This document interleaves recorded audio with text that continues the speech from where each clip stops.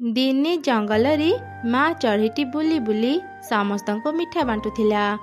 ଏମିତି ଦେଖି କାଉ ତାକୁ ପଚାରିଲା, ଆରେ ଚଢ଼େଇ, ଆଜି ତୁ କୋଉ ଖୁସିରେ ମିଠା ବାଣ୍ଟୁଛୁ? କାଉ ଭଉଣୀ, ମୋର 2ଟି ଝିଅ ହେଇଛନ୍ତି, ସେଥିପାଇଁ ମୁଁ ମିଠା ବାଣ୍ଟୁଛି। ତୁମେ ଖାଅ, ମୁଁ ଯାଏ ଅନ୍ୟମାନଙ୍କୁ ବି ମିଠା ଦେଇ ଆସେ। ଆରେ ଜାଣିଛ, ଚଢ଼େଇର ନା 2ଟି ଝିଅ ହେଇଛନ୍ତି। ଚଢ଼େଇର 2ଟା ଝିଅ ହେଇଛନ୍ତି ତ ମୁଁ କ'ଣ କରିବି? ତୁ ଏକଥା ମତେ କାହିଁକି କହୁଛୁ? ଆରେ ମୁଁ ଗୋଟେ କଥା ଭାବିଛି, ଚାଲ ଆମେ ସେ ଚଢ଼େଇର 2 ଛୁଆଙ୍କୁ ଚୋରି କରି ନେଇ ଆସିବା। ସେ 2 ଛୁଆ ଟିକେ ବଡ଼ ହେଲେ ଆମେ ତାଙ୍କୁ ଆମର ସବୁ କାମ କରିବା। ତାପରେ ତ ଆମକୁ ଆଉ କିଛି କାମ କରିବାକୁ ପଡ଼ିବନି, ଆମେ ଖାଲି ଆରାମ କରିବା, ଆରାମ। ଆରେ ବାଃ, ତୋ ବୁଦ୍ଧିଟା ତ ବହୁତ ଭଲ। ହେଲେ ଚଢ଼େଇ ତ ତା ଛୁଆଙ୍କୁ ନିଶ୍ଚୟ ଖୋଜିବ। ଛୁଆମାନେ ବଡ଼ ହେଲା ପରେ ବି ଯଦି ଚଢ଼େଇ ସେମାନଙ୍କୁ ଚିହ୍ନିଯାଏ, ସେ ତ ତା ଛୁଆଙ୍କୁ ଆମ ପାଖରୁ ନେଇଯିବ। ନା ନା, ମୁଁ ସେମିତି ହେବାକୁ ଦେଇପାରିବିନି। ମୋ ପାଖରେ ଏକ ଉପାୟ ଅଛି, ଶୁଣ। ଏମିତି କାଉର ସ୍ତ୍ରୀ ତାକୁ ତା ଯୋଜନା କଥା କହିଲା। ସନ୍ଧ୍ୟାରେ କାଉ ଆଉ ତାର ସ୍ତ୍ରୀ କିଛି ପଥର ଧରି ଏକ ଗଛ ପାଖରେ ଲୁଚି ରହିଥିଲେ। ଯେମିତି ମା ଚଢ଼େଇଟି ନିଜ କାମ ସାରି ଘରକୁ ଫେରୁଥିଲା, କାଉମାନେ ତାକୁ ଦେଖି ତା ଉପରକୁ ବଡ଼ ବଡ଼ ପଥର ଫିଙ୍ଗିଲେ। ମା ଚଢ଼େଇର ମୁଣ୍ଡରେ ପଥର ବାଜିବା ଯୋଗୁଁ ସେ ଆହତ ହେଇଗଲା। କିଏ କିଏ ମତେ ମାରୁଛ? ଦୟାକରି ମତେ ମାରନି, ମୁଁ ମୋ ଛୁଆଙ୍କ ପାଖକୁ ଯିବି। ତମେ 2 କାଉ ଏଠି ମତେ କାହିଁକି ପଥର ମାରୁଛ?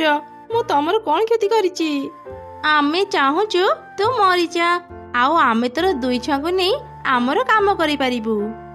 ଏମିତି କହି 2 କାଉ ପଥରରେ ପିଟି ପିଟି ମା ଚଢ଼େଇକୁ ମାରିଦେଲେ। ଏବେ ଚଢ଼େଇ ଆମ ରାସ୍ତାରୁ ହଟିଗଲା, ଆମେ ଏବେ ଆରାମରେ ତା 2 ଛୁଆଙ୍କୁ ନେଇପାରିବା।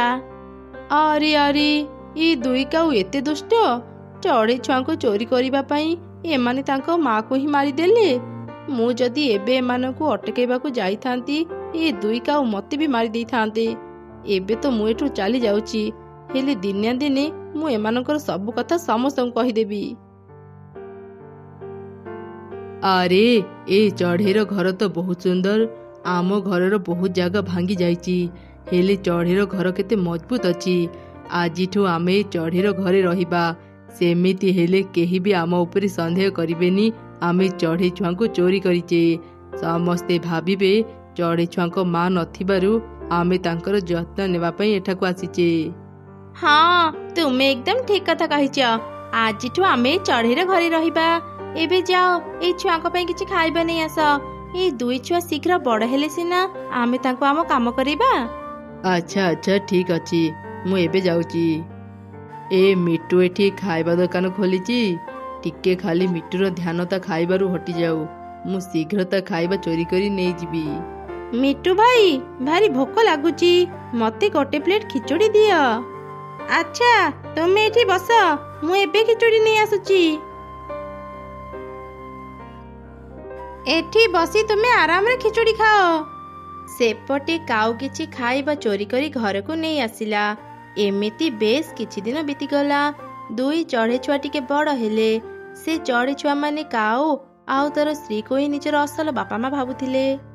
କୁନି ମୁନି, ତମେ 2 ଜଣ ଏବେ ବଡ଼ ହେଲଣି। ଏବେ ତମେ 2 ଭଉଣୀ ତମ ବାପାଙ୍କ ସାଙ୍ଗରେ କାମକୁ ଯାଅ।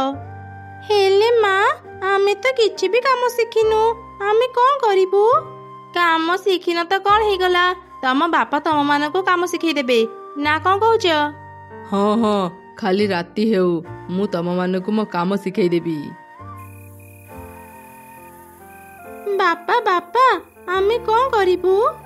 ମୁଁ ଏଇଠି ବସିଛି, ଆଗରେ ଯୋଉ ଘର ଅଛି, ତମେ 2 ଜଣ ସେ ଘର ଭିତରକୁ ଯାଅ। ସେ ଘର ଭିତରେ ଯାହା ବି ଟଙ୍କା ସୁନା ପାଇବ ସବୁ ଧରି ଶୀଘ୍ର ଏଠାକୁ ଚାଲି ଆସିବ। ଦିଦି, ଦେଖ ଦେଖ, ଏଠି କେତେ ଟଙ୍କା ସୁନା ଅଛି, ଚାଲ ଏସବୁ ଧରି ଶୀଘ୍ର ବାପାଙ୍କ ପାଖକୁ ଯିବା। ଆରେ ଭଉଣୀ, ମୁଁ ଅନ୍ୟମାନଙ୍କ ପାଖରୁ ଶୁଣିଥିଲି ଆମ ବାପା ସମସ୍ତଙ୍କ ଘରୁ ଚୋରି କରନ୍ତି, ଅନ୍ୟ ଚଢ଼େଇ ମାନଙ୍କୁ ବହୁତ ହଇରାଣ କରନ୍ତି। ଏ ଜିନିଷ ଆମର ନୁହଁ। ଏ ଘର ମାଲିକଙ୍କୁ କିଛି ନ କହି ଯଦି ଆମେ ତାଙ୍କର ଜିନିଷ ନେବା, ଆମେ ଚୋର ପାଲଟି ଯିବା। ହଁ ଦିଦି, ତୁ ଠିକ କହିଛୁ। ଆମ ବାପା ଭଲ କାମ ନ ଶିଖେଇ ଆମକୁ ଚୋରି କରିବା ଶିଖଉଛନ୍ତି। ମୁଁ ଚୋର ହେବାକୁ ଚାହୁଁନି ଦିଦି, ଚାଲ ଆମେ ଏଠୁ ପଳେଇବା। କିଏ ରେ, ତମେ ମାନେ ଖାଲି ହାତରେ ଚାଲି ଆସିଲ ଯେ ଟଙ୍କା ସୁନା କାହିଁ କିଛି ଆଣିଲନି? ବାପା ଆମେ ଚୋରି କରିବୁନି। ଆମକୁ ଭଲ କାମ ନ ଶିଖେଇ ତୁମେ ଚୋରି କରିବା ଶିଖଉଛ? କଣ କହିଲେ ତମେ ମାନେ? ଚୋରି କରିବନି ତ? ଏବେ ମାଡ଼ ଖାଅ। ମା ଆଉ ମାରନି ମା, ଭାରି କାଟୁଛି। ଆମେ ଚୋରି କରିବୁ ମା, ତୁମେ ଯେମିତି କହିବ ଆମେ ସେମିତି କରିବୁ। ଠିକ ଅଛି, ଏକଥା ଯେମିତି ତମେ ମାନେ ଭୁଲିବନି, ନହେଲେ ମୁଁ ତମମାନଙ୍କୁ ଆହୁରି ପିଟିବି। ଭଉଣୀରେ ଆମେ ଏଠି ଆଉ ରହିବାନି, ଚାଲେ ବହୁ ଦୂରକୁ ଚାଲିଯିବା, ନହେଲେ ବାପା ମା ଆମକୁ ପିଟି ପିଟି ଚୋରି କାମ ଶିଖେଇବେ। ହଁ ଦିଦି, ଚାଲ ଆମେ ଆଜି ହିଁ ଏଠୁ ଚାଲିଯିବା। ବାପା ମା ଶୋଇଛନ୍ତି, ସେମାନେ ଉଠିବା ପୂର୍ବରୁ ଚାଲେ ଶୀଘ୍ର ହିଁ ଘର ଛାଡ଼ି ଚାଲିଯିବା।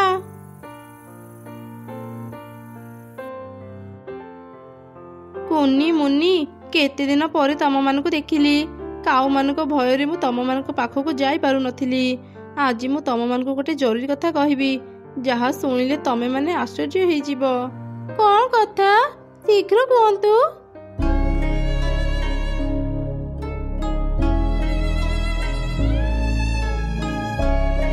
କଣ କହିଲ?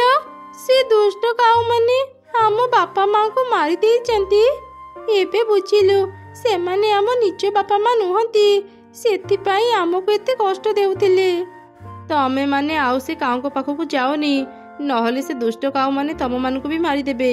ଏବେ ମୁଁ ଯାଉଛି, ତମେ ମାନେ ସାବଧାନରେ ରହିବ। ଦିଦି, ଏବେ ଆମେ କଣ କରିବା? କୋଉଠି ଯାଇ ରହିବା? ଜାଣିନି ରେ ଭଉଣୀ, ତୁ ଚିନ୍ତା କରନି, ଆମେ କିଛି ନା କିଛି ବ୍ୟବସ୍ଥା କରିନେବା। ଦୁଇ ଛୁଆ ଯୋଉ ଗଛରେ ରହୁଥିଲେ, ସେଇ ଗଛରେ ଏକ ପିଶାଚି ରହୁଥିଲା। ହଠାତ୍ ସେ ସେମାନଙ୍କ ସାମ୍ନାକୁ ଚାଲି ଆସିଲା। କିଏ କିଏ ତମେ? ଆମକୁ ମାରନି। ଆରେ ନା ନା, ମୁଁ ତମମାନଙ୍କୁ ମାରିବା ପାଇଁ ଆସିନି। ମୁଁ ଏ ଗଛରେ ରହି ସେ ଚଢ଼େଇର ଆଉ ତମ ଦୁଇ ଭଉଣୀଙ୍କର ସବୁ କଥା ଶୁଣିଛି। ମତେ ଭୟ କରନି, ମୁଁ ତମ ଦୁଇ ଛୁଆଙ୍କ ମା, ତମେ ମାନେ ମୋ ଝିଅ। ମତେ ଦୁଇ କାଉ ମାରିବା ଯୋଗୁଁ ମୋ ଆତ୍ମାକୁ ଶାନ୍ତି ମିଳିଲାନି। ମୁଁ ଏକ ପିଶାଚି ପାଲଟି ଗଲି। ମୁଁ ଏ ଜାଗାରେ ବନ୍ଦି ଥିବାରୁ ସେଇ କାଉମାନଙ୍କୁ ମାରି ପାରୁନଥିଲି, ହେଲେ ଆଉ ନୁହଁ, ଏବେ ମୁଁ ସେ କାଉମାନଙ୍କୁ ଜମା ବି ଛାଡ଼ିବିନି। ମା, ତୁମେ କଣ ସତରେ ଆମ ନିଜ ମା? ଆମ ପାଖକୁ ଫେରି ଆସ। ଆମେ କଥା ନ ମାନିଲେ ସେ କାଉମାନେ ଆମକୁ ଅନେକ ପିଟନ୍ତି। ମା, ଆମେ ଆଉ କୁଆଡ଼େ ବି ଯିବୁନି, ଆଜିଠୁ ତୁମ ସାଙ୍ଗରେ ରହିବୁ। ନାଇଁ ରେ ଧନ, ସେମିତି ଆଉ ସମ୍ଭବ ନାହିଁ। ମୁଁ ତମମାନଙ୍କ ସାଙ୍ଗରେ ରହିପାରିବିନି, ହେଲେ ହଁ, ମୁଁ ତମମାନଙ୍କ ପାଇଁ ଏକ ଘର ତିଆରି କରିଦେବି। ସେଠି ତମେ ଦୁଇ ଭଉଣୀ ସବୁ ସୁବିଧା ପାଇବ, ଆଉ ଆରାମରେ ରହିପାରିବ। କେହି ତମମାନଙ୍କର କିଛି କ୍ଷତି କରିପାରିବେନି। ଏମିତି କହି ମା ପିଶାଚିଟି ତା ଦୁଇ ଛୁଆଙ୍କ ପାଇଁ ସେଇ ଗଛରେ ହିଁ ଏକ କେକ୍ ଘର ତିଆରି କରିଦେଲା। ଦୁଇ ଛୁଆ ସେ ଘରେ ରହିଲେ। ଦିନେ କାଉ ଆଉ ତାର ସ୍ତ୍ରୀ ରାତିରେ ଚୋରି କରିବାକୁ ବାହାରିଥିଲେ। ସେ ଦୁଇ ଚଢ଼େଇ ଛୁଆ କୁଆଡ଼େ ଚାଲିଗଲେ କେଜାଣି? ଥରେ ଯଦି ସେମାନଙ୍କୁ ପାଇବି ନା, ତାଙ୍କୁ ଜୀବନରୁ ମାରିଦେବି। ଆରେ ଏ କଣ? ଏଠି ଏମିତି କେକ୍ ଘର କିଏ ବନେଇଛି? ଯିଏ ବି ବନେଇଥାଉ, ଏ ଘରକୁ ଦେଖି ଲାଗୁଛି ଏ ଘର ଭିତରେ ଅନେକ ମୂଲ୍ୟବାନ ଜିନିଷ ଥିବ। ଚାଲ, ଆମେ ଏବେ ହିଁ କେକ୍ ଘର ଭିତରକୁ ଯିବା, ଯାହା ବି ପାଇବା ଚୋରି କରି ନେଇଯିବା। ଦୁଇ କାଉ ଯେମିତି ସେ କେକ୍ ଘରରେ ହାତ ଦେଲେ, ସେ ଦୁଇ ଜଣ ବି କେକ୍ ପାଲଟି ଗଲେ। ଆରେ ଆମ ସାଙ୍ଗରେ କଣ ହେଇଗଲା? ଆମେ କେକ୍ କେମିତି ପାଲଟି ଗଲେ? ସେହି ସମୟରେ ମା ପିଶାଚିଟି ସେଠାକୁ ଆସିଲା, ଆଉ ଦୁଇ କାଉଙ୍କୁ ଦେଖି ଅନେକ ହସିଲା। ଏ କେକ୍ ଘରକୁ ମୁଁ ବନେଇଛି। ଯିଏ ବି ମୋ ଦୁଇ ଛୁଆଙ୍କର କ୍ଷତି କରିବାକୁ ଆସିବ, ସେ ନିଜେ କେକ୍ ପାଲଟି ଯିବ। ମୁଁ ତମ ଦୁଇ କାଉଙ୍କୁ କେବେଠୁ ଅପେକ୍ଷା କରିଥିଲି। ଆଜି ମୋତେ ସୁଯୋଗ ମିଳିଛି, ଆଜି ମୁଁ ତମମାନଙ୍କୁ ଛାଡ଼ିବିନି। ଏମିତି କହି ମା ପିଶାଚି ସେ ଦୁଇ କାଉଙ୍କୁ ଖାଇଦେଲା। ତା ଆତ୍ମାକୁ ଶାନ୍ତି ମିଳିଗଲା। ସେ ସବୁଦିନ ପାଇଁ ସେ ଜାଗା ଛାଡ଼ି ଚାଲିଗଲା।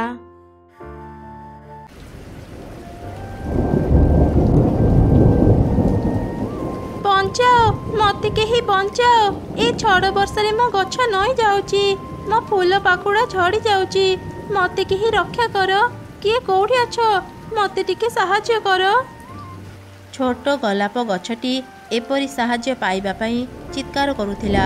ସେ ସେଠାରୁ କିଛି ଦୂରରେ ଥିବା ଏକ ଗଛରେ ଘର କରି କାଉ ଆଉ ତାର ସ୍ତ୍ରୀ ରହୁଥିଲେ। ସେମାନେ ସେ ଗୋଲାପ ଗଛର ଚିତ୍କାର ଶୁଣିପାରିଲେ। ଆରେ ଶୁଣୁଛ, କେହି ବୋଧେ ସାହାଯ୍ୟ ପାଇଁ ଚିତ୍କାର କରୁଛି। ଯାଅ ନା ବାହାରେ ଟିକେ ଦେଖି ଆସିବ। ହଁ ହଁ, ମୁଁ ବି ତା ଚିତ୍କାର ଶୁଣିଛି।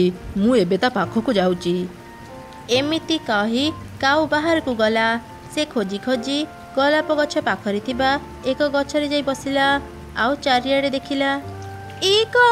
ମୋତେ ସାହାଯ୍ୟ କରିବା ପାଇଁ ତ କେହି ବି ଆସୁନାହାନ୍ତି। ଏ ବର୍ଷାରେ ମୋ ଗଛ ଭାଙ୍ଗିଯିବ। ମୁଁ କ'ଣ ତାହେଲେ ମରିଯିବି? ଦୟାକରି ମୋତେ କେହି ସାହାଯ୍ୟ କର, ମୋତେ ବଞ୍ଚାଅ। ହାୟ ରେ ମୋ ପୋଡ଼ା କପାଳ! ଏଇ ବର୍ଷାରେ ଭିଜି ଭିଜି ମୁଁ ଏ ସାମାନ୍ୟ ଗୋଲାପ ଗଛକୁ ରକ୍ଷା କରିବା ପାଇଁ ଆସିଲି। ଏଇ ଗୋଲାପ ଗଛ ତ ମୋର କିଛି କାମରେ ଆସିବନି। ଏଇ ଗୋଲାପ ଗଛକୁ ବଞ୍ଚେଇ କ'ଣ ଲାଭ? ଭଲ ହେବ ମୁଁ ମୋ ଘରକୁ ଫେରିଯାଏ। ନା ନା, ମୋତେ ଛାଡ଼ି ଯାଅନି ଭଲ ପକ୍ଷୀ। ମୋ ଡାକ ଶୁଣି ତୁମେ ଏଠାକୁ ଆସିଛ। ମୋତେ ଟିକେ ସାହାଯ୍ୟ କର। ମୁଁ ବଡ଼ ବିପଦରେ ପଡ଼ିଛି। ଏ ଝଡ଼ ବର୍ଷାରେ ନହେଲେ ମୁଁ ମରିଯିବି। ତୋ ଭଳି ଗୋଟେ ଛୋଟ ଗଛ ମୋର କିଛି କାମରେ ଆସିବନି। ତୁ ମର କି ବଞ୍ଚ, ସେଥିରେ ମୋର କ'ଣ ଯାଇ ଆସେ। ମୁଁ ଏବେ ଘରକୁ ଯାଇ ଆରାମ କରିବି। ଏମିତି କାଉ ଗୋଲାପ ଗଛକୁ ସାହାଯ୍ୟ ନ କରି ସେଠାରୁ ଚାଲିଗଲା। ରାସ୍ତାରେ ତାର ଏକ ଚଢ଼େଇ ସହ ଦେଖା ହେଲା। ଆରେ ଚଢ଼େଇ, ଏ ବର୍ଷାରେ ଭିଜି ଭିଜି ତୁ କୁଆଡ଼େ ଯାଉଛୁ? ଆରେ କାଉ, ତୁ କ'ଣ ଶୁଣିପାରୁନୁ? ନଦୀ ପାଖରେ କାହାର ଚିତ୍କାର ଶୁଭାଯାଉଛି।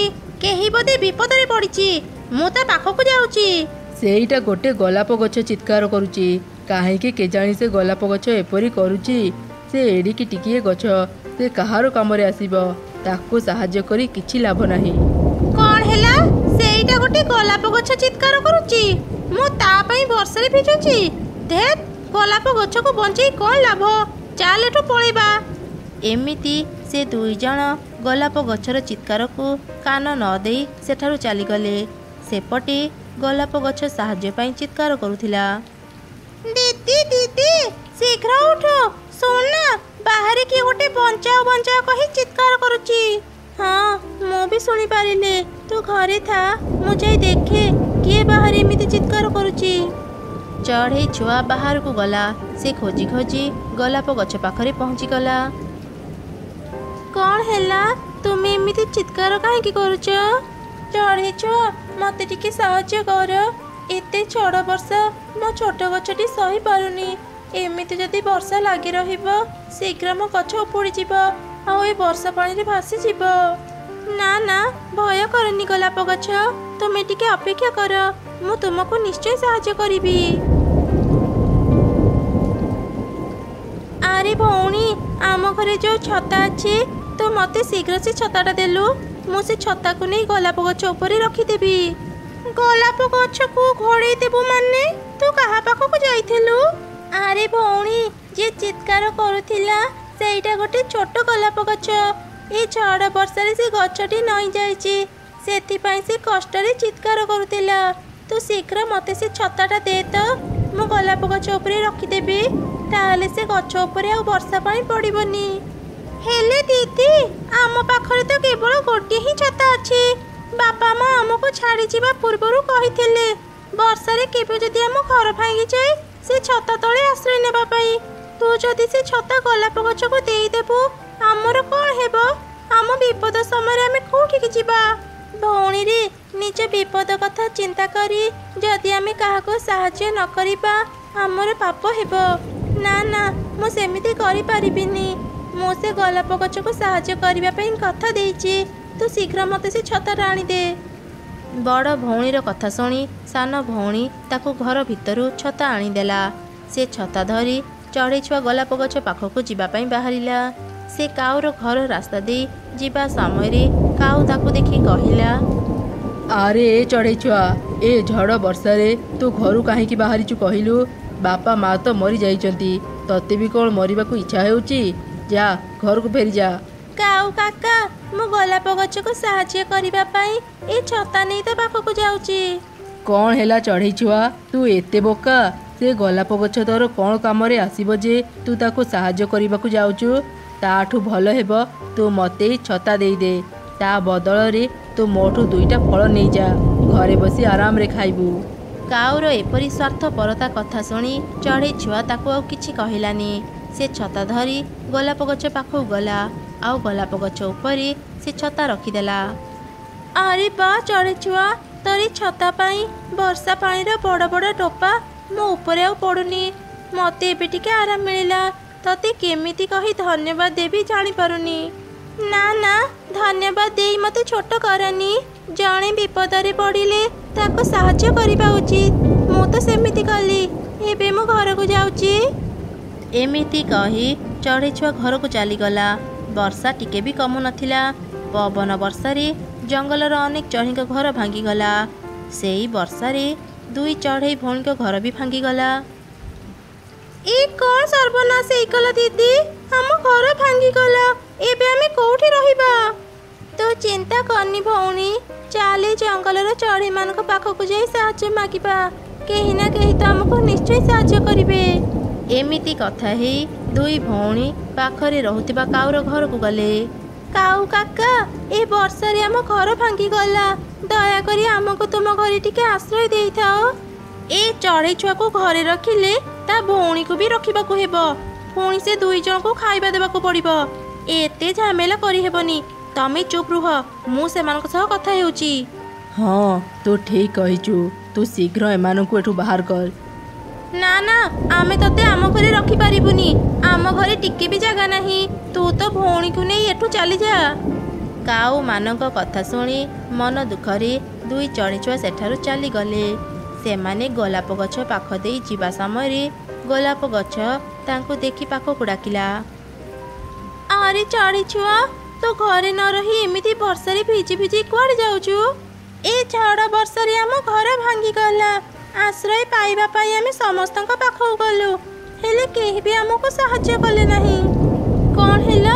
ए झड़ वर्षारे तम मानक घर भांगी जाइछि। चढ़ी छुआ तो पाई मम जीवन फेरी पाइछि। तमे माने चिंता करनी। मु तम मानक रहिबार व्यवस्था एबे ही कर देउछि। गछ भाई ओ गछ भाई मो कथा टिके सुन। ए दुई चढ़ी छुआक घर ही वर्षारे भांगी जाइछि। दया करी एमानकू तुम गछ कड़े आश्रय देई थाओ। हाँ हाँ मु देखिछि तो विपद समय ए चढ़ई छुआ तते अनेक साहाय्य करिछि। मु भी एमानकू निश्चय साहाय्य करिबी। तमे माने शीघ्र मोरे करोड़ भीतर को चली आस। वर्षा छाड़िबा जाए तमे माने आराम रे एठी रही पारिबो।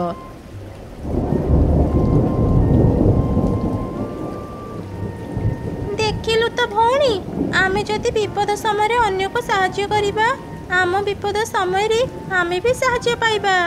हाँ दीदी तू ठीक कहलु। मु आज तोर ए कथा मानिबी।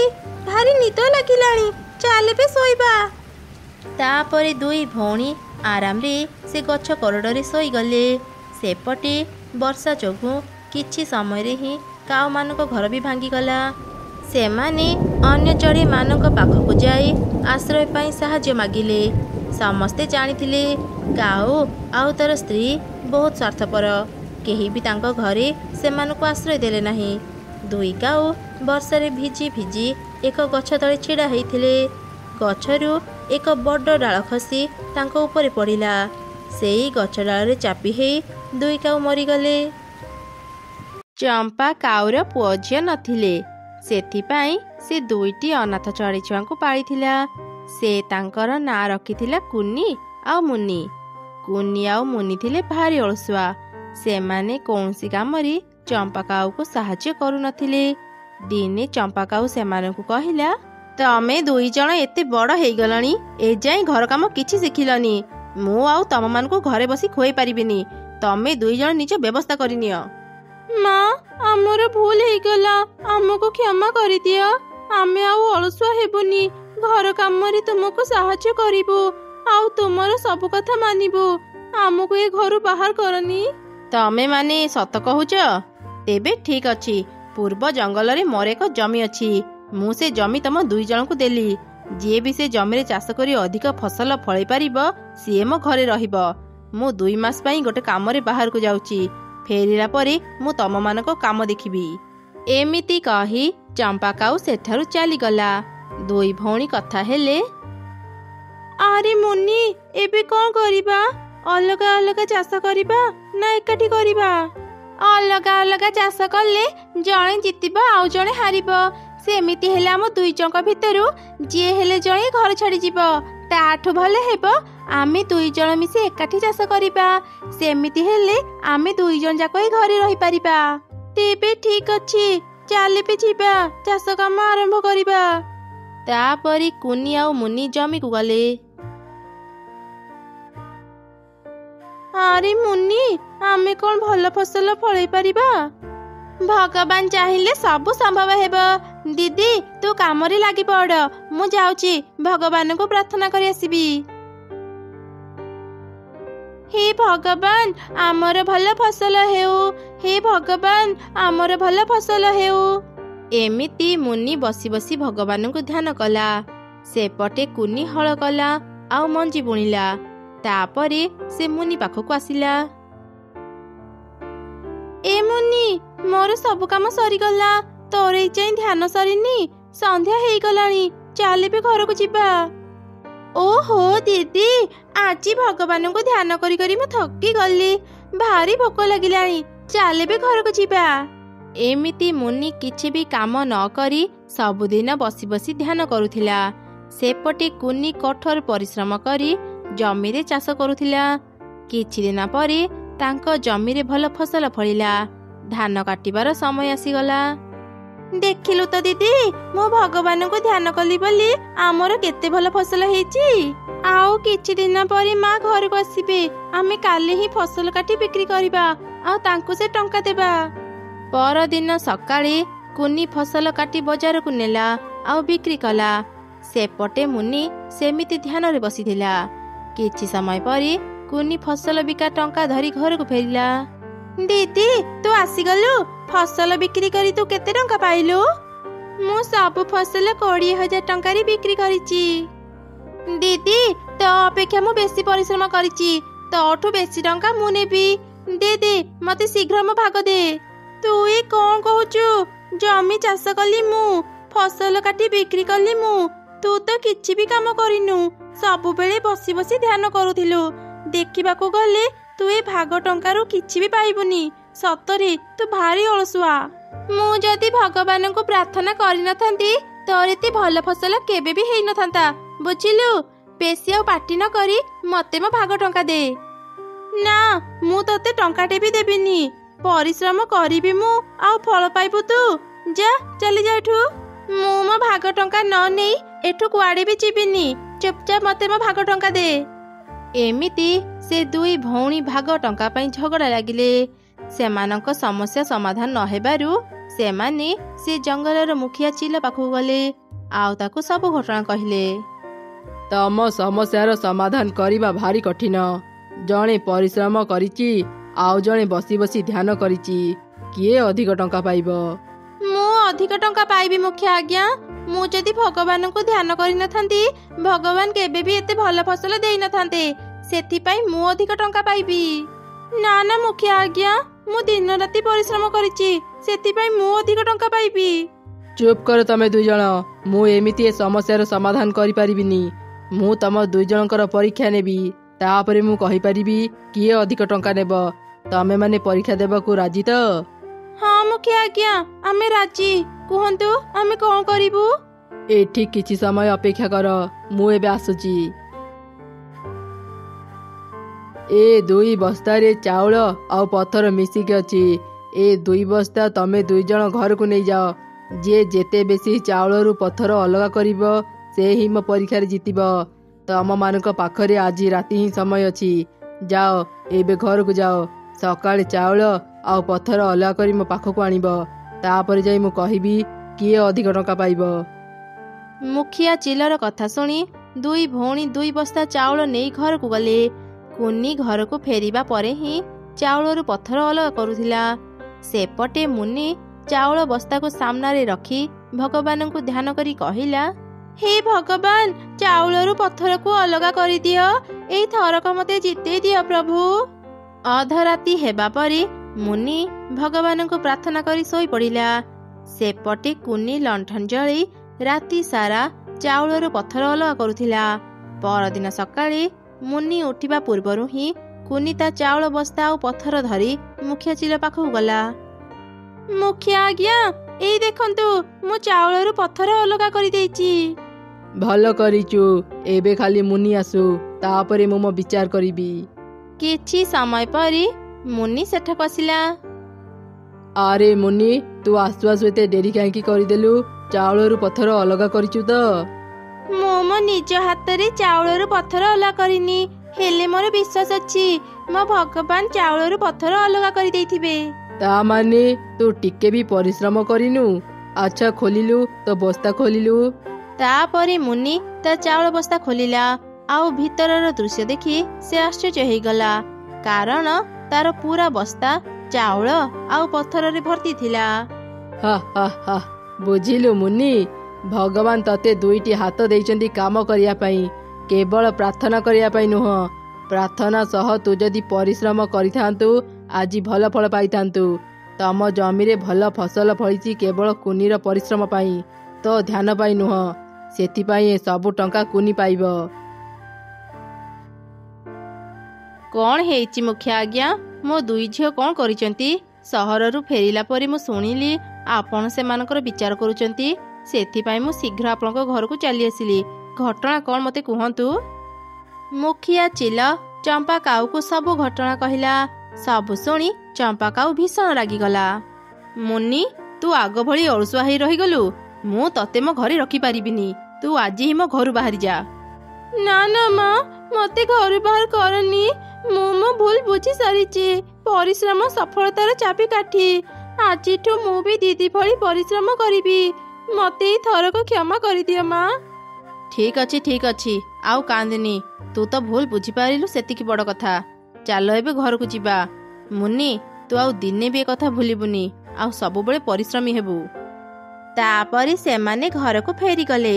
ସେଦିନ ପରଠାରୁ ସମସ୍ତେ ଅନେକ ପରିଶ୍ରମ କରୁଥିଲେ, ଆଉ ନିଜ ଜମିରେ ବିଭିନ୍ନ ପ୍ରକାରର ଚାଷ କରୁଥିଲେ। ଗୋଟିଏ ଜଙ୍ଗଲରେ 3ଟି ଅନାଥ ଚଢ଼େଇ ଭଉଣୀ ରହୁଥିଲେ।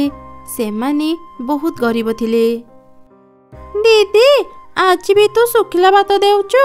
ଶୁଖିଲା ଭାତ ଖାଇ ଖାଇ ବିରକ୍ତ ଲାଗିଲାଣି। ଆମକୁ ଭାତ ସାଙ୍ଗରେ ତରକାରୀ ଦେ। ଆରେ ଭଉଣୀ, ଆଜି ଦିନଟା ସେମିତି ଖାଇ ଦେଇଥାଅ। ଅନେକ ଦିନରୁ ମୁଁ କାମ ଖୋଜୁଛି, ହେଲେ ପାଉନି। ଆଜି ଯଦି ମୋତେ କାମ ମିଳେ, ମୁଁ ତମମାନଙ୍କ ପାଇଁ ଭଲ ଭଲ ଖାଇବା ଆଣିଦେବି। ଖାଇବା ଖାଇ ସାରିଲା ପରେ ବଡ଼ ଭଉଣୀ ରାନୀ ବାହାରକୁ ଗଲା କାମ ଖୋଜିବା ପାଇଁ। କିଛି ଦୂର ଗଲା ପରେ ସେ ଫଳ ବିକ୍ରି କରୁଥିବା ଏକ ବୁଢ଼ା ଚଢ଼େଇକୁ ଦେଖିଲା। ଆପଣ ବୋଧେ ଏ ଫଳ ଝୋଡ଼ି ନେଇ ବଜାରକୁ ଯିବେ? ମୋତେ ଦିଅନ୍ତୁ, ମୁଁ ଏ ଫଳ ଝୋଡ଼ିକୁ ବଜାରରେ ପହଞ୍ଚାଇ ଦେବି। ଆରେ ନା ନା, ମୁଁ ମୋ ଫଳ ଝୋଡ଼ି ନିଜେ ନେଇପାରିବି। ମୁଁ ଆପଣଙ୍କୁ ସାହାଯ୍ୟ କରିବାକୁ ଚାହୁଁଛି, ମୋତେ ଦିଅନ୍ତୁ। ଏମିତି ସେ 2 ଜଣ ଟାଣିବା ଯୋଗୁଁ ଫଳ ଝୋଡ଼ିର ସବୁ ଫଳ ତଳେ ପଡ଼ିଗଲା। ଆରେ ତୁ ଏ କ'ଣ କଲୁ? ମୋତେ ସାହାଯ୍ୟ କରିବାକୁ ଯାଇ ମୋର ସବୁ ଫଳ ତଳେ ପକେଇଦେଲୁ। ମୋତେ କ୍ଷମା କରନ୍ତୁ, ମୁଁ ଏବେ ସବୁ ଫଳ ଉଠେଇ ଆଣୁଛି। ରାନୀ ସବୁ ଫଳ ତଳୁ ଉଠେଇ ଝୋଡ଼ିରେ ରଖିଦେଲା। ସବୁ ଫଳ ମଇଳା ହେଇଗଲା। ଏବେ ଫଳ ଗୁଡ଼ାକୁ ଧୋଇବାକୁ ହେବ। ଦିଅନ୍ତୁ, ମୁଁ ସବୁ ଫଳ ନଦୀରୁ ଧୋଇ ଆଣିବି।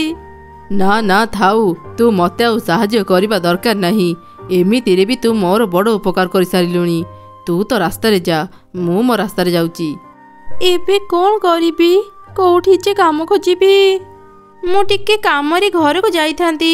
ମୋ ପରିବାର ସବୁ କାହାକୁ ଦେଖିବା ପାଇଁ କହିବି? ଏଠି ତ ସମସ୍ତେ ବ୍ୟସ୍ତ। ଆପଣଙ୍କୁ କିଛି ସାହାଯ୍ୟ ଦରକାର କି? ମୋତେ କୁହନ୍ତୁ। ମୁଁ ଏ ବଜାରରେ ପରିବା ବିକ୍ରି କରି ମୁଁ ଗୋଟେ କାମରେ ଘରକୁ ଯାଇଥାନ୍ତି। ଜାଣିପାରୁନି ଏତେ ପରିବା ଏଠି ଛାଡ଼ି ଘରକୁ କେମିତି ଯିବି। ଚିନ୍ତା କରନ୍ତୁନି, ମୁଁ ଅଛି। ଆପଣ ନିଶ୍ଚିନ୍ତରେ ଘରକୁ ଯାଆନ୍ତୁ। ମୁଁ ଆପଣଙ୍କ ପରିବା ଜଗିଦେବି। ତୁ ସତ କହୁଛୁ ଝିଅ? ତେବେ ଠିକ୍ ଅଛି, ତୁ ମୋ ପରିବା ଜଗିଦେ। ମୁଁ ଘରୁ ଫେରିଲେ ତତେ କିଛି ନା କିଛି ଦେବି। ଏମିତି କହି ରାନୀ ସେ ପରିବା ସବୁ ଜଗିଲା, ଯେମିତି ସେ ପରିବା କେହି ଚୋରି କରିପାରିବେନି। ସେ ସାମ୍ନା ପଟକୁ ଦେଖୁଥିଲା। ସେହି ସମୟରେ ପଛପଟୁ ଏକ ଛେଳି ଆସି ପରିବା ଖାଇବା ଆରମ୍ଭ କଲା। କିଛି ସମୟ ପରେ ମିଟୁ ଫେରିଲା। ଆରେ ଝିଅ, ଫେରୁ ଫେରୁ ଟିକେ ଡେରି ହେଇଗଲା। ତୋର କିଛି ଅସୁବିଧା ହେଇନି ତ? ନା ନା, ମୋର ସେମିତି କିଛି ଅସୁବିଧା ହେଇନି। ମୁଁ ଆପଣଙ୍କ ପରିବାକୁ ଭଲ ଭାବରେ ଜଗି ରହିଛି। ଆରେ ଆରେ, ଏ ଛେଳି ମୋ ପରିବା ପାଖରେ କ'ଣ କରୁଛି? କ'ଣ ହେଲା? ଛେଳି ए छेली को पटु आसिला मु तो सामना को देखुथिली ए सब कौन हे गला मु काहे की घर को गली मु घर को गली बोली आज छेली मोर अधा परिबा खाई देला ये माने मो टंका कौ टंका तो पाई मोर अधा परिबा नष्ट हे गला तते क्षतिपूरण मागुनी सेतिकिरे खुशी हे मो मुंड बेसी गरम हेबा पूर्वरु एठारु चली जा ठीक अच्छी मु जाउची धे आज दिनटा ही खराब एते खोजिली हेले कोठी भी काम पाइलिनी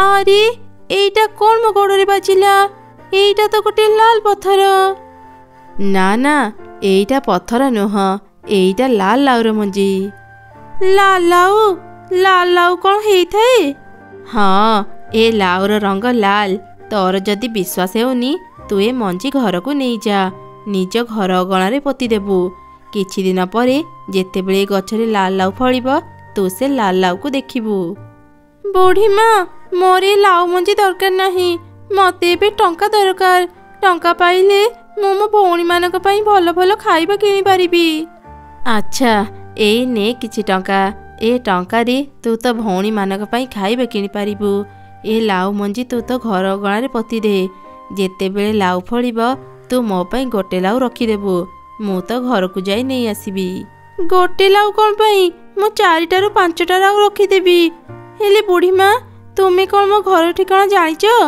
मु सबू जानिची समय आसिले मु तो घर को जाई लाउ नहीं आसीबी तापरे रानी बजाररू किछि खाइबा किनिला खाइबा सह से लाल मंजी नहीं से घर को गला आउ तार भौणी मानको सब घटना कहला तापरे से माने से मंजी पोती देले किछि दिन भितर ही से गछ बड़ हे सेथिरे असंख्य लाल लाउ फळिला दीदी देखे गछरे लाल लाउ फळिची मु एमिति अद्भुत लाल लाउ आगरु केबे देखि नथिली हाँ मु भी एमिति लाल लाउ आगरु देखि नथिली से बुढ़ी माँ ठीक कहउथिले दीदी ये लाल लाउ देखिबा को अनेक सुंदर मते गोटे खाइबा को इच्छा होची गोटे तोड़ी दे ना दीदी आज आमे लाल लाउर तरकारी करिबा तापरे सेमाने लाल लाउ तोड़ी आनी तरकारी करी खाइले से सबु सेमानंकु भारी स्वादिष्ट लागिला से लाल लाउरे किछि जादुई शक्ति थिला सेमाने से लाल लाउ जेतिकी खाउथिले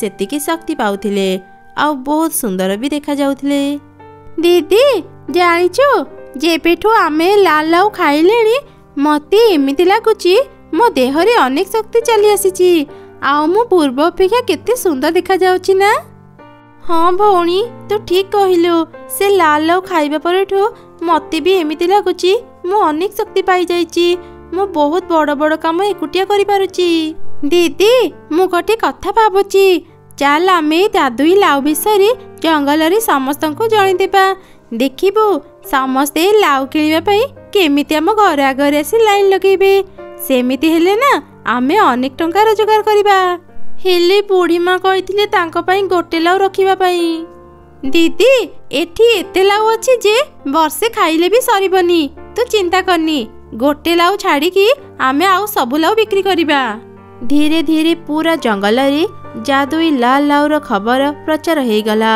जंगलर सब चढ़ी तांको लाल लाउ किनिबा पाई तांको घर सामने भीड़ जमेले सेमानकर बहुत भल टंका रोजगार हैला धीरे धीरे तांकर लाउ सरीगला आउ केवल गोटे लाउ रहिला आरे भौणी आउ गोटे लाउ बाकी रहिला तू ए लाउ काहाकू भी बिक्री करिबनी ए लाउ आमे बुढ़ी माँ को पई रखी देबा मु एबे बाजार को जाउची शीघ्र फेरी आसीबी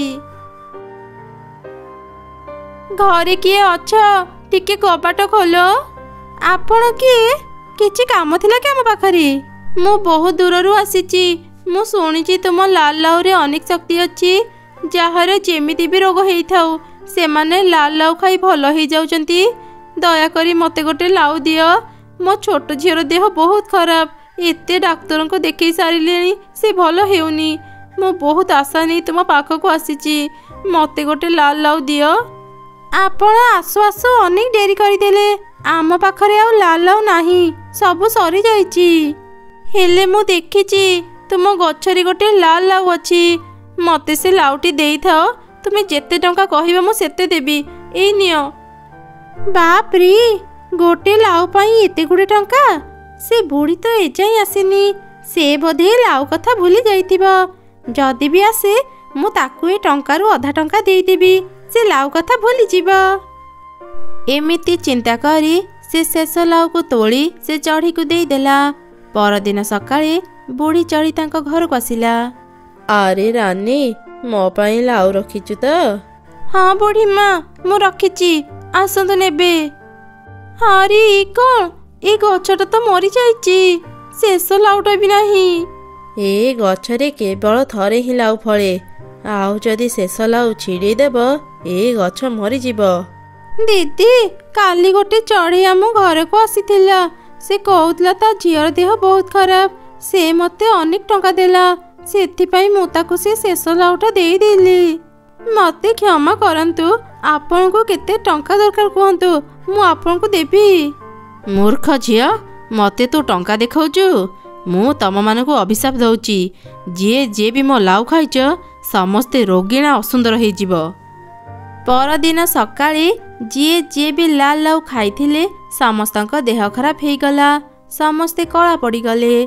ଏମିତି ଦେଖି ଭୟରେ ରାନୀ ତା ଭଉଣୀ ସହ ଜଙ୍ଗଲ ବାହାରେ ରହୁଥିବା ଏକ ସାଧୁ ଚଢ଼େଇ ପାଖକୁ ଗଲା। ସାଧୁ ବାବା, ଆମକୁ ରକ୍ଷା କରନ୍ତୁ। ରାନୀ ସେ ସାଧୁ ବାବାଙ୍କୁ ସବୁ ଘଟଣା କହିଲା। ସାଧୁ ତା ଧ୍ୟାନ ବଳରେ ସବୁ ଜାଣିପାରିଲା। ତତେ ଯୋଉ ବୁଢ଼ୀ ଲାଲ ଲାଉର ମଞ୍ଜି ଦେଇଥିଲା ସେ ଗୋଟେ ଭୟଙ୍କର ପିଶାଚି। ସେ ଶକ୍ତି ପାଇବା ପାଇଁ ଲାଲ ଲାଉ ଖାଇଥାଏ, ହେଲେ ସେ ନିଜେ ଗଛ ଲଗେଇ ପାରେନି। ସେଥିପାଇଁ ସେ ଅନ୍ୟ ଚଢ଼େଇଙ୍କ ଦ୍ୱାରା ସେ ଗଛ ଲଗେଇଥାଏ। ସେ ପିଶାଚି କାହାର ବି କ୍ଷତି କରେନି।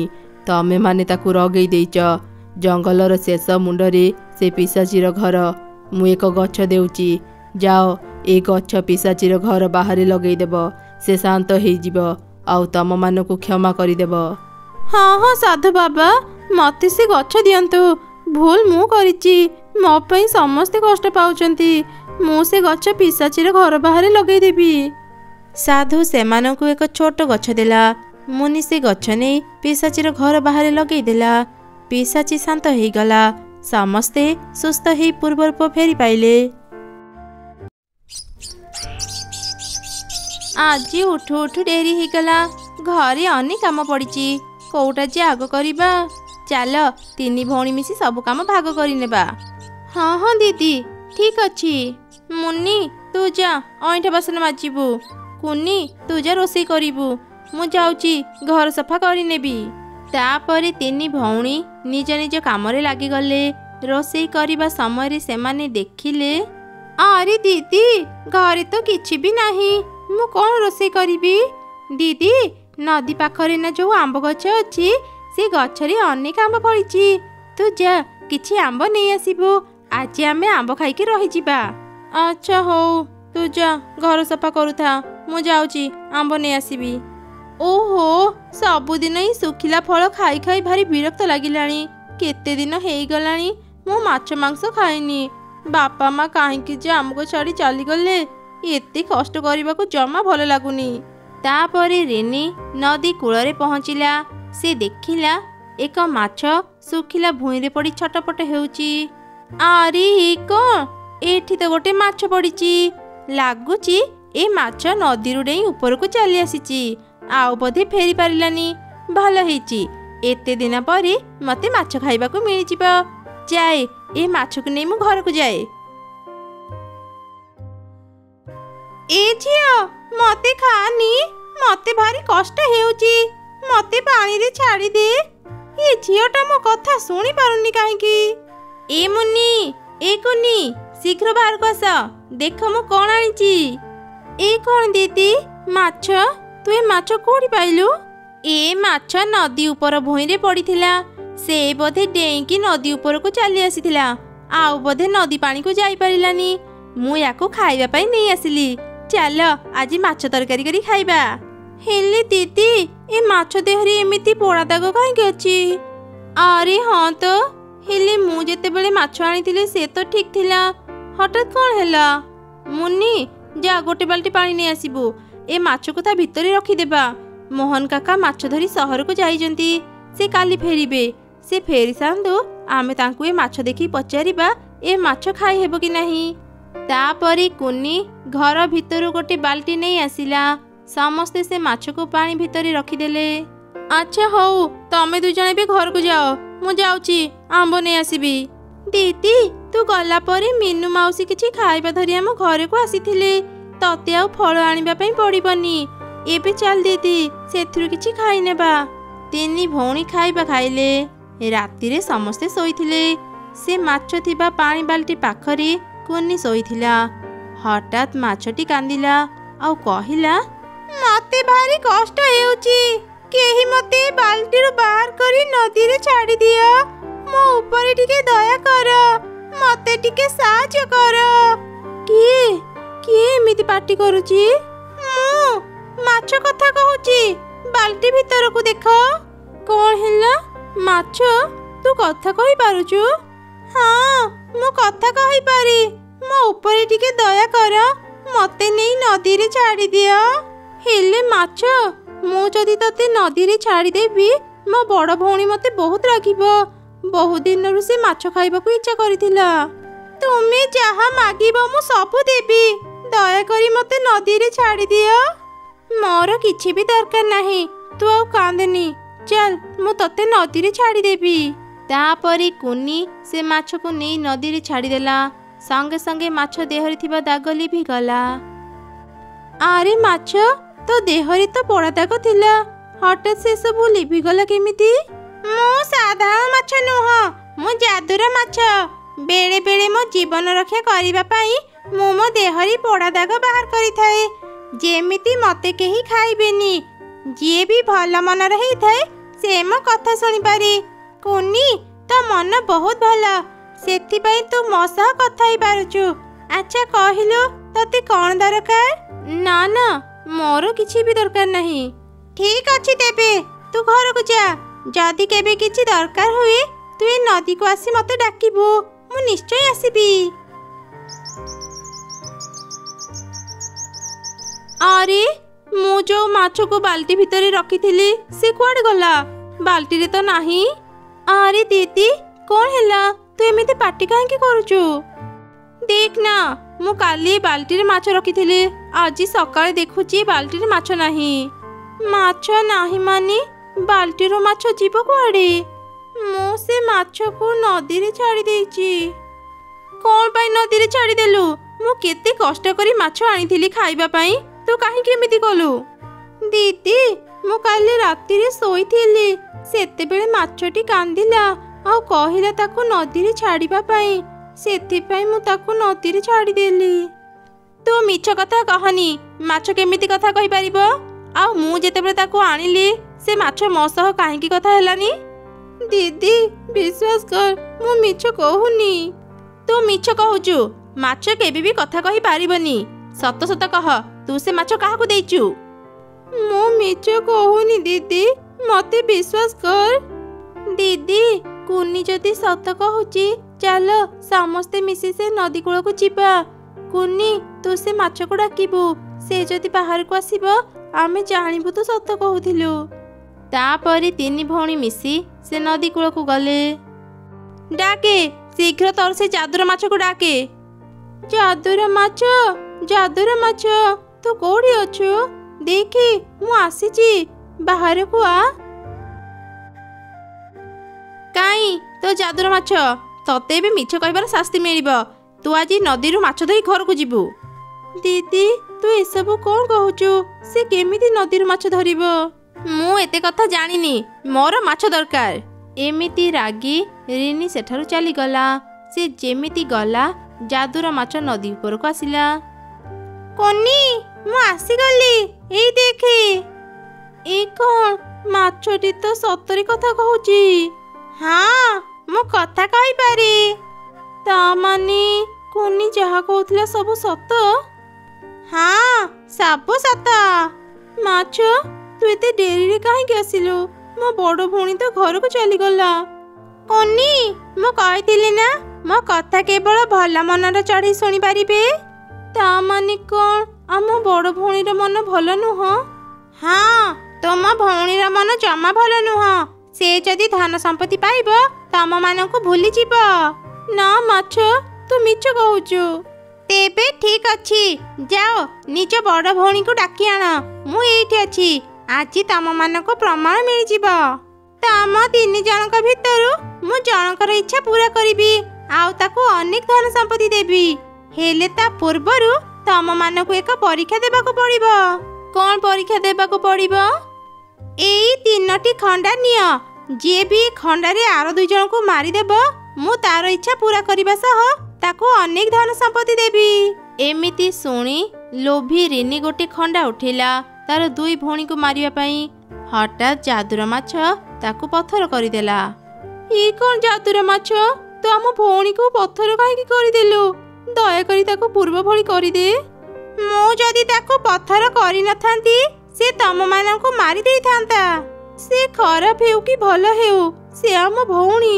ଦୟାକରି ମାଛ ଆମ ଭଉଣୀକୁ ପୂର୍ବ ଭଳି କରିଦେ। ଆଚ୍ଛା ଠିକ ଅଛି, ମୁଁ ଏବେ ତମ ଭଉଣୀକୁ ଭଲ କରିଦେଉଛି। ଯାଦୁର ମାଛ ରିନିକୁ ଭଲ କରିଦେଲା। ରିନି ପଥର ଅବସ୍ଥାରେ ରହି ସବୁ ଶୁଣୁଥିଲା। ସେ ନିଜ ଭୁଲ ବୁଝିପାରିଲା। ତମେ ମାନେ ମତେ ଏତେ ଭଲ ପାଅ, ମୁଁ ସବୁବେଳେ ତମ 2 ଜଣଙ୍କୁ ବୋଝ ଭାବୁଥିଲି। ଏକୁଟିଆ ଆରାମରେ ରହିବାକୁ ଚାହୁଁଥିଲି। ତମେ ମାନେ ମତେ କ୍ଷମା କରିଦିଅ। ମୁଁ ଆଉ କେବେ ବି ତମ ମାନଙ୍କୁ ଭୁଲ ବୁଝିବିନି। ଦିଦି, ତୁ ତ ଭୁଲ ବୁଝିପାରିଲୁ, ସେତିକି ଆମ ପାଇଁ ବଡ଼ କଥା। ଚାଲ ଏବେ ଘରକୁ ଯିବା। ରହିଯାଅ ତମେ ମାନେ। ତମ 3 ଭଉଣୀଙ୍କ ଭଲ ପାଇବା ଦେଖି ମୁଁ ଅନେକ ଖୁସି। ଏ ଯାଦୁର କୁକୁଡ଼ାକୁ ନେଇ ଘରକୁ ଯାଅ। ଏଇ କୁକୁଡ଼ା ପ୍ରତିଦିନ ସୁନାର ଅଣ୍ଡା ଦେବ। ତମେ ମାନେ ସେ ଅଣ୍ଡା ବିକ୍ରି କରି ଆରାମରେ ଚଳିପାରିବ। ତାପରେ 3 ଭଉଣୀ ସେ କୁକୁଡ଼ା ନେଇ ଘରକୁ ଚାଲିଗଲେ। ପ୍ରତିଦିନ ସେମାନେ ସୁନା ଅଣ୍ଡା ବିକ୍ରି କରି ଅନେକ ଧନୀ ହେଇଗଲେ। ତାଙ୍କର ଆଉ କିଛି ବି ଅଭାବ ରହିଲାନି। ଥରେ ଏକ ଜଙ୍ଗଲରେ 2 ଚଢ଼େଇ ଭଉଣୀ ରହୁଥିଲେ। ବହୁତ ଦିନ ତଳେ ତାଙ୍କ ବାପା ମାଙ୍କର ମୃତ୍ୟୁ ହେଇଯାଇଥିଲା। 2 ଭଉଣୀଙ୍କ ପାଖରେ ବିଶେଷ କିଛି ନଥିଲା। ଏମିତିକି ରହିବା ପାଇଁ ଗୋଟେ ଘର ବି ନଥିଲା। କେବଳ ବଗିଚାରେ ଥିଲା 2ଟି ଗଛ, କଦଳୀ ଗଛ ଆଉ ଆମ୍ବ ଗଛ। ଦିନେ ସକାଳେ ମିନୁ ଚଢ଼େଇ ତା ବଡ଼ ଭଉଣୀ ରିନୁ ଚଢ଼େଇକୁ କହିଲା, ଆରେ ଭଉଣୀ, ମୁଁ ଆଉ ଏମିତି ରହିପାରିବିନି। ମୁଁ ଆମ ବାପାଙ୍କ ସମ୍ପତ୍ତି ଭାଗ କରିବାକୁ ଚାହୁଁଛି। ଆମ ପାଖରେ ତ କିଛି ବି ସମ୍ପତ୍ତି ନାହିଁ। ତୁ କ'ଣ ଭାଗ କରିବୁ? ବାପା ଲଗେଇଥିବା ଏଇ 2 ଗଛ କ'ଣ ତତେ ଦେଖାଯାଉନି? ମୁଁ ଏଇ କଦଳୀ ଗଛ ଆଉ ଆମ୍ବ ଗଛ ଭିତରୁ ଗୋଟେ ଗଛ ନେବାକୁ ଚାହୁଁଛି। ଆରେ, ତୁ ଏଇ 2 ଗଛକୁ ଭାଗ କରିବାକୁ ଚାହୁଁଛୁ? ଏସବୁ ଭାଗ କରିବା କ'ଣ ଦରକାର? ଏଇ 2 ଗଛ ଆମ 2 ଜଣଙ୍କର ହିଁ। ନା, ମୁଁ କିଛି ବି ଜାଣିନି। ମୁଁ ଗୋଟେ ଗଛ ନେବାକୁ ଚାହୁଁଛି।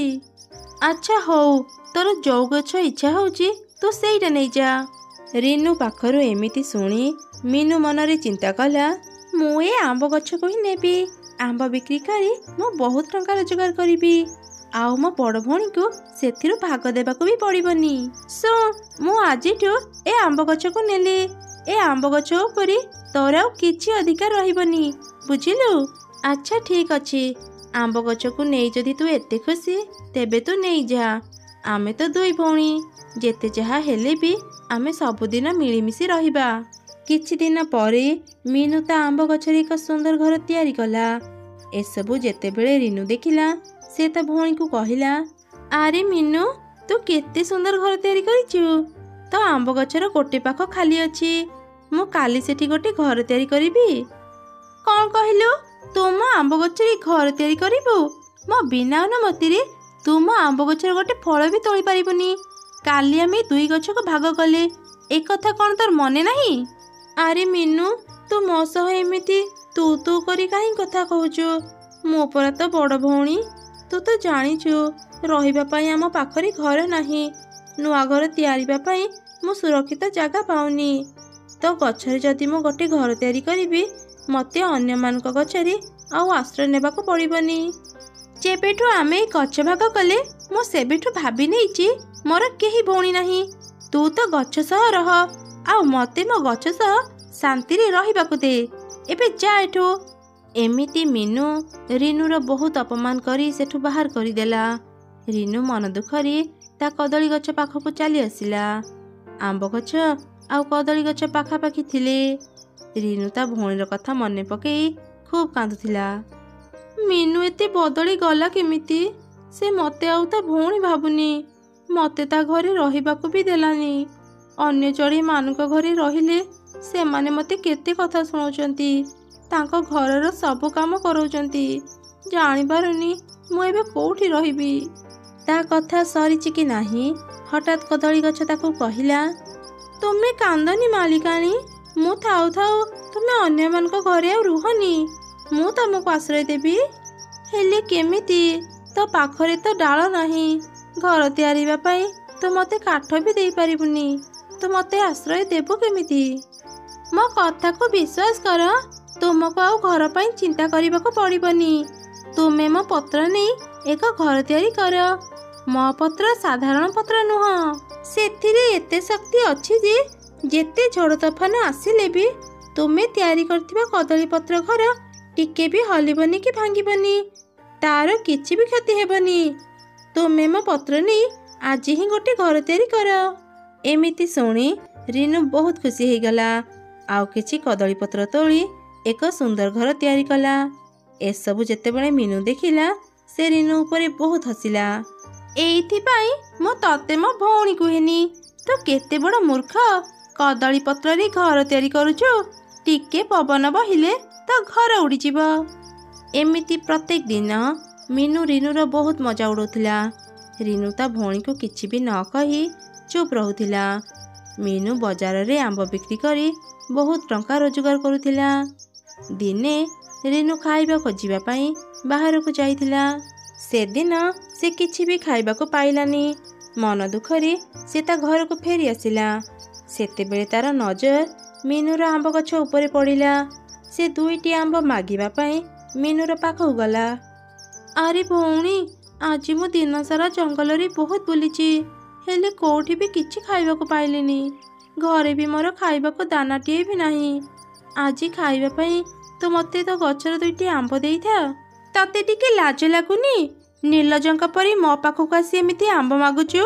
ଗଛ ଭାଗ କଲା ବେଳେ ତତେ କ'ଣ ଆମ୍ବ ଗଛ କଥା ମନେ ପଡ଼ିଲାନି? ଏବେ ମୋ ଆମ୍ବ ଗଛ ଉପରେ ଲୋଭ କରୁଛୁ? ମୁଁ ତ ପାଖକୁ କେବେ ବି କଦଳୀ ମାଗିବାକୁ ଯାଇନି, ତୁ କାହିଁକି ମୋ ପାଖକୁ ଆମ୍ବ ମାଗିବାକୁ ଆସୁଛୁ?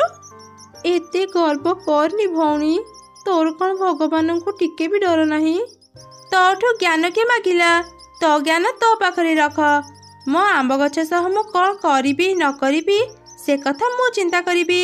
ତୋର ଏଥିରେ ମୁଣ୍ଡ ଖେଳିବା କିଛି ଦରକାର ନାହିଁ। ମିନୁର ଏପରି କଥା ଶୁଣି ରିନୁ ବହୁତ କାନ୍ଦିଲା। ସେ 2 ଭଉଣୀଙ୍କ କଥା ଆମ୍ବ ଗଛ ଆଉ କଦଳୀ ଗଛ ଶୁଣୁଥିଲେ।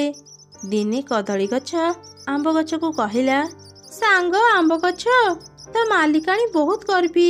ସେ ସବୁବେଳେ ମୋ ମାଲିକାଣୀଙ୍କୁ ଅପମାନ କରି ତାଙ୍କ ମନ ଦୁଃଖ କରିଦିଅନ୍ତି। ତୁ ଟିକେ ତାଙ୍କୁ ବୁଝା, ଏତେ ଗର୍ବ ଅହଙ୍କାର କରିବା ଠିକ ନୁହଁ। ଏଇ ଗରିବ ମାଲିକାଣୀର ଗରିବ ଗଛ କିଏ ତୋର ସାଙ୍ଗ? ମୋ ଭଳି ଗୋଟେ ସୁନ୍ଦର ଆମ୍ବ ଗଛ ତୋ ଭଳି ଗୋଟେ ଦୁର୍ବଳ କଦଳୀ ଗଛ ସହ ସାଙ୍ଗ ହେବ? ମୋ ମାଲିକାଣୀ ତୋ ମାଲିକାଣୀଙ୍କ ସହ ଯାହା ବ୍ୟବହାର କରନ୍ତି ଏକଦମ ଠିକ କରନ୍ତି। ଓ, ତୁ ବି ତାହେଲେ ତୋ ମାଲିକାଣୀଙ୍କ ପରି ଭାରି ଗର୍ବୀ। ଗୋଟେ କଥା ସବୁବେଳେ ମନେ ରଖିବୁ, ଅହଙ୍କାର ପତନର ମୂଳ କାରଣ। ତୁ କିଏ ମୋତେ ଉପଦେଶ ଦେବା ପାଇଁ? ତୁ ତ ମାଲିକାଣୀକୁ ସବୁଦିନ ଫଳ ଖାଇବାକୁ ବି ଦେଇପାରିବୁନି। ଜୀବନରେ ଥରେ ମାତ୍ର ଫଳ ଦେବୁ। ଜୋରେ ପବନ ବହିଲେ ତ ଗଛ ଭାଙ୍ଗିଯିବ। ତୋ ଭଳି ଗୋଟେ ଦୁର୍ବଳ ଗଛ ମୋତେ ଜ୍ଞାନ ଦେଉଛି।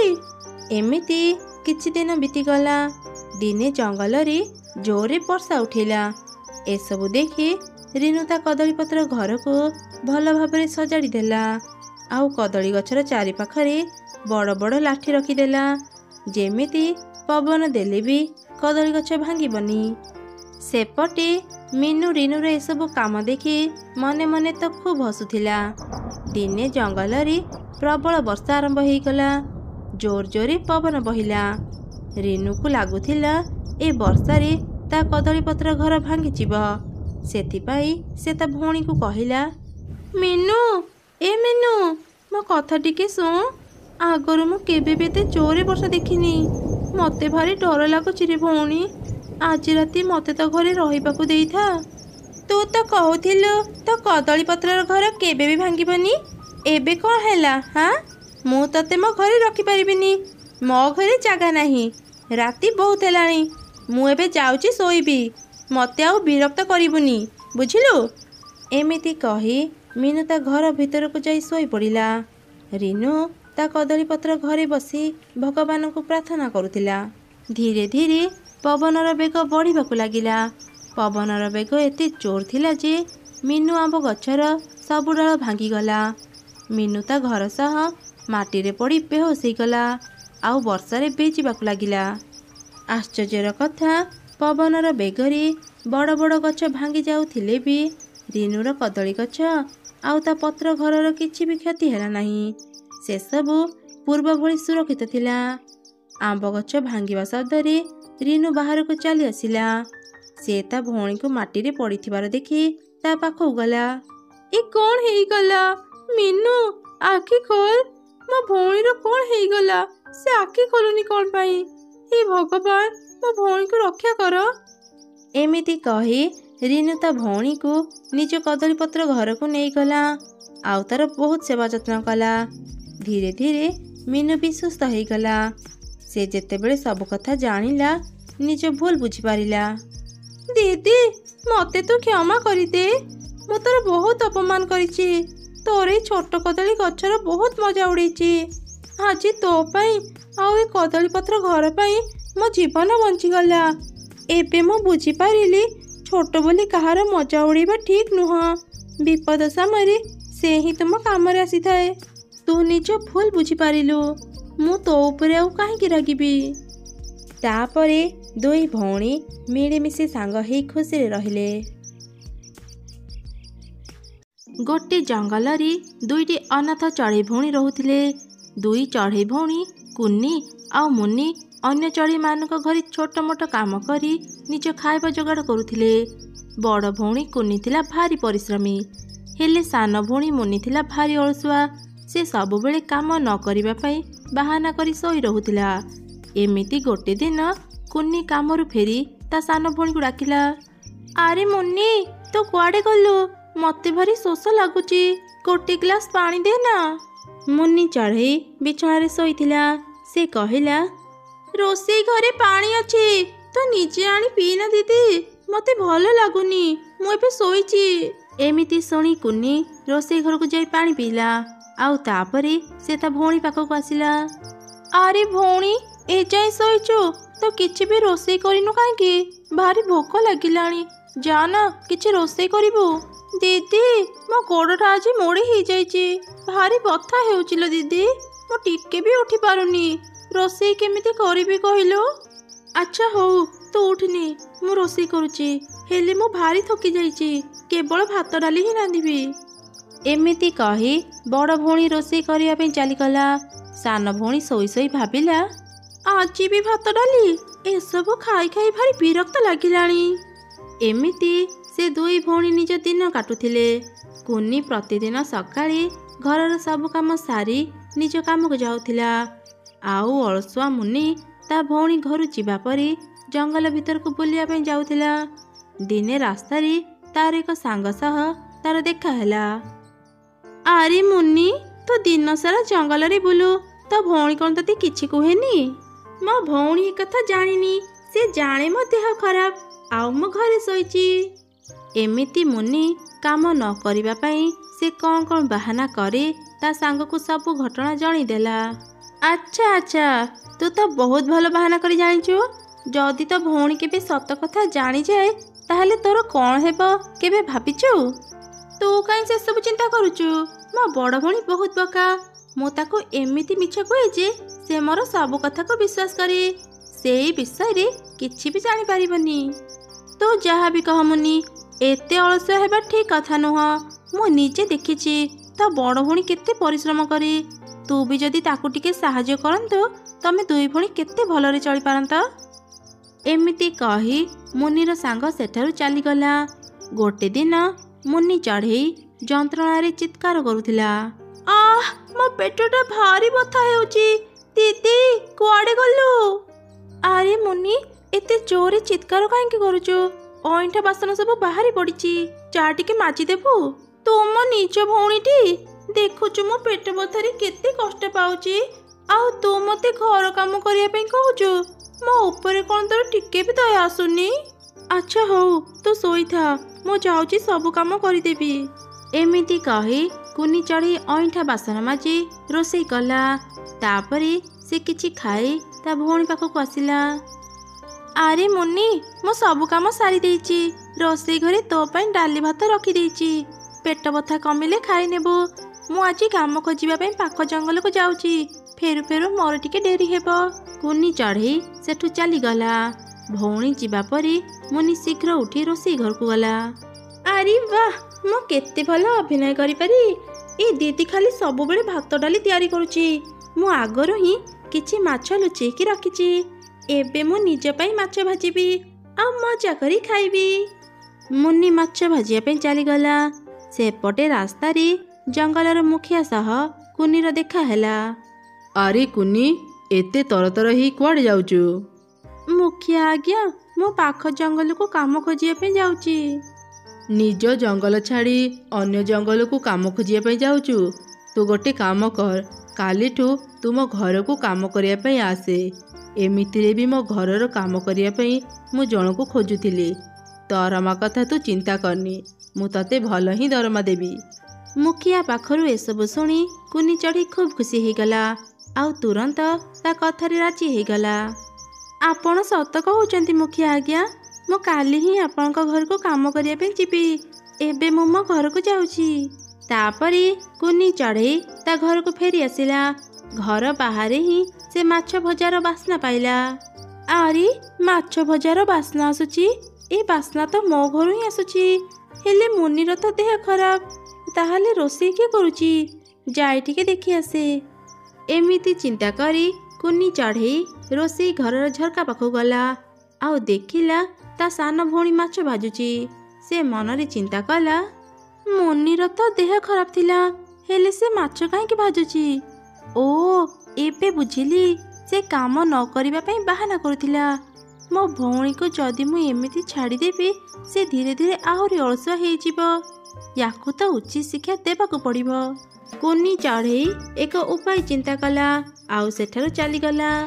ଅଧରାତିରେ ସେ ଘରକୁ ଫେରିଲା। ତାକୁ ଦେଖି ମୁନି କହିଲା, ଦିଦି, ତୁ ଏତେ ରାତିରେ ଘରକୁ ଫେରିଲୁ ଯେ? ମତେ ଭାରି ଭୋକ ଲାଗିଲାଣି, ଯା ରୋଷେଇ କରିବୁ। ଆରେ, ତତେ କହିବାକୁ ଭୁଲି ଯାଇଛି, ରାତି ଅଧିକ ହେବାରୁ ମୁଁ ବାହାରେ ଖାଇ ନେଇଛି। ଘରେ କିଛି ମୁଢ଼ି ଅଛି, ତୁ ସେସବୁ ଖାଇଦେ। ମତେ ଭାରି ନିଦ ଲାଗିଲାଣି, ମୁଁ ଯାଉଛି ଶୋଇବି। ଏମିତି କହି କୁନି ଶୋଇବା ପାଇଁ ଚାଲିଗଲା। ଏସବୁ ଦେଖି ତ ମୁନି ମନେ ମନେ ତା ଭଉଣୀକୁ ଖୁବ୍ ରାଗିଲା। ହେଲେ ସେ କିଛି ନ କହି ତା ଭଉଣୀ ପାଖରେ ଶୋଇପଡ଼ିଲା। ପରଦିନ ସକାଳେ ମୁନି କହିଲା, ଦିଦି, କୁଆଡ଼େ ଗଲୁ? ମୋ ପାଇଁ ଚା କପେ ଆଣିଦିଏ ନା, ମୋ ମୁଣ୍ଡଟା ଭାରି ବିନ୍ଧୁଛି। କୁନି ଚଢ଼େଇ କିଛି ନିମ୍ବ ପତ୍ରର ରସ ଧରି ତା ଭଉଣୀ ପାଖକୁ ଗଲା। ଆଜିଠୁ ଆମ ଘରେ ଆଉ ଚା ହେବନି। ବେଶୀ ଚା ପିଇବା ଦେହ ପାଇଁ ଭଲ ନୁହଁ। ମୁଁ ତୋ ପାଇଁ ନିମ୍ବ ପତ୍ରର ରସ ଆଣିଛି, ୟାକୁ ପିଇନେ। ତ ମୁଣ୍ଡ ବଥା, ଗୋଡ଼ ବଥା, ପେଟ ବଥା ସବୁ ଦୂର ହେଇଯିବ। ଛି, ନିମ୍ବ ପତ୍ରର ରସ? ନା, ମୁଁ ଖାଇବିନି। ମୁଁ ଏମିତି ଭଲ ହେଇଯିବି। ଆରେ, ତୁମ ଛୋଟ ଭଉଣୀ, ବହୁ ଦିନରୁ ତା ଦେହ ଭଲ ନାହିଁ। ତତେ ଏମିତି ଅବସ୍ଥାରେ ଦେଖିଲେ ମତେ ଭାରି କଷ୍ଟ ହେଉଛି। ନା କହନି, ନେ ଅଳ୍ପ ଟିକେ ହେଲେ ବି ପିଇନେ। କୁନି ଜବରଦସ୍ତି ତା ଭଉଣୀକୁ ନିମ୍ବ ପତ୍ରର ରସ ପିଇ ଦେଲା ଆଉ ତାପରେ ସେ ରେଶମ ଭାତ ଧରି ତା ଭଉଣୀ ପାଖକୁ ଆସିଲା। ଆରେ ଭଉଣୀ, ରେଶମ ଭାତ ଦେହ ପାଇଁ ବହୁତ ଭଲ। ତୋର ଅଧା ରୋଗ ଭଲ ହେଇଯିବ। ଆଜିଠୁ ତୁ ସବୁଦିନ ରେଶମ ଭାତ ଖାଇବୁ। ଆଜି ମୁଖ୍ୟଙ୍କ ଘରେ ଭୋଜି ଅଛି, ମୁଁ ଆଜି ରାତିରେ ସେଠୁ ଖାଇକି ଆସିବି। ଏମିତି କହି କୁନି ସେଠାରୁ ଚାଲିଗଲା। ମୁନି ତ ବହୁତ ରାଗିଗଲା। ମୋ ଭଉଣୀ ବାହାରେ ସ୍ୱାଦିଷ୍ଟ ଖାଇବା ଖାଇବ ଆଉ ମୁଁ ଏଠି ରେଶମ ଭାତ ଖାଇବି? ନା, ମୁଁ ଏସବୁ ଖାଇପାରିବିନି। ମୁଁ ଏବେ ନିଜେ ତରକାରୀ ରାନ୍ଧିବି ଆଉ ଖାଇବି। ଏମିତି କହି ମୁନି ରୋଷେଇ ଘରକୁ ଗଲା। ହେଲେ ସେଠି ସେ ରାନ୍ଧିବା ପାଇଁ ଗୋଟେ ବି ପରିବା ପାଇଲାନି। ଆଗରୁ ହିଁ କୁନି ସବୁ ପରିବା ଲୁଚେଇ ଦେଇଥିଲା। ଆରେ କ'ଣ, ଘରେ ତ ଗୋଟେ ବି ପରିବା ନାହିଁ। ଏବେ ମୁଁ ରୋଷେଇ କ'ଣ କରିବି? ମୁଁ ଆଜି କିଛି ବି ଖାଇବା ଖାଇବିନି। ସେଦିନ ମୁନି ନ ଖାଇ ଦିନ ସାରା ରହିଗଲା। ରାତିରେ କୁନି ଚଢ଼େଇ କିଛି ଖାଇବା ଧରି ଘରକୁ ଫେରିଲା। କୁନି ହାତରେ ଖାଇବା ଦେଖି ମୁନି କହିଲା, ଦିଦି, ଏସବୁ ଖାଇବା ତ ମୋ ପାଇଁ ଆଣିଛୁ ନା? दे शीघ्र दे, मते भारी भोक लागिलाणी, मु आगो किछि खाइनी। अरे ना ना, एसबु तो पाई नुह, एसबु तेल मसला रे रंधा खाइबा। एते तेल मसला खाइले तो पेट आहुरी खराब हिजिबो। एमिति कही कुनी से खाइबा थड़ी को गोटे जगार रखिदे सोई पड़िला। मुन्नी भी ता सह सोई पड़िला। अध राति रे मुन्नी उठी चुप चुप से खाइबा पाखु गला। से जेमिति खाइबा आरंभ कला, कुन्नी उठी घरर सबु आलुओ जळी देला आउ ता पाखु कसिला। ए कौन मुन्नी, तू ए खाइबा काहेकि खाउछु? तोर पा पेट बथा हेउची। हठात भौणी को सामना रे देखी मुन्नी खूब डरी गला आउ सबु सत कथा कहिदेला। मोर भूल हो गला दीदी, मते क्षमा करि दे। मो पेट पूरा पूरी भल अछि। काम न करिबा पई मो बहाना करूथिली। मो जानिथिली तू काम न करिबा पई एमिति बहाना करूछु। तो मुहर सत कथा बाहर करिबा पई ही मो एसबु करूथिली। मते कथा दे, तो दिने भी मिछ कहिबुनी, मते काम रे सहाय्य करिबु। हाँ हाँ दीदी, मु तोर सब कथा मानिबी। तते आ दिने भी मिछ कहिबिनी। हेले तू मते आ निंब पत्र रस पिएबुनी। मते भारी भोक लागिलाणी, किछि खाइबाकू तो दे। अच्छा हौ, एबे तू खाइबा खा।